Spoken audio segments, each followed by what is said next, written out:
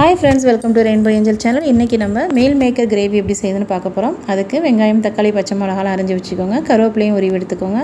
இஞ்சி பூண்டு பேஸ்ட்டு தேவையான அரைச்சி வச்சுக்கோங்க. சட்டியில் எண்ணெயை ஊற்றிட்டு கறி மசாலா, பட்டை, சோம்பெல்லாம் போட்டு நல்லா பொரிஞ்சு வர வரைக்கும் வெயிட் பண்ணுங்கள். செவந்து பொரிஞ்சு வந்துருச்சு. இப்போ வெங்காயத்தை ஆட் பண்ணி வதக்கிக்கோங்க.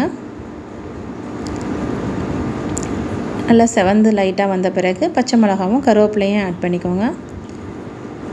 இது நல்லா வதக்கிட்டு தக்காளி ஆட் பண்ணிக்கோங்க. சிக்கன் கிரேவி எப்படி செய்கிறோமோ அப்படியே தாங்க இதுவும். தக்காளி கொஞ்சம் சீக்கிரம் வேகிறதுக்கு உப்பு ஆட் பண்ணிக்கோங்க.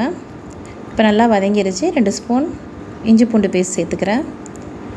இதையும் நல்லா வதக்கி விட்டுட்டு மீல் மேக்கரை இந்த டைமில் ஆட் பண்ணிக்கோங்க. ஆல்ரெடி மீல் மேக்கரை ஒரு 10 நிமிஷம் தண்ணியில் போட்டு வேக வச்சுட்டு அதுக்கப்புறம் வடிகட்டி எடுத்துக்கோங்க. இப்போ இந்த வெங்காயம் தக்காளியோடு சேர்த்து நல்லா கிண்டி கிளறி விடுங்க. நல்லா மிக்ஸ் பண்ணி விடுங்க. அப்போ தான் அந்த மசாலாலாம் அதோட சேரும். லைட்டாக உப்பு தேவைப்பட்டால் அதையும் ஆட் பண்ணிக்கோங்க.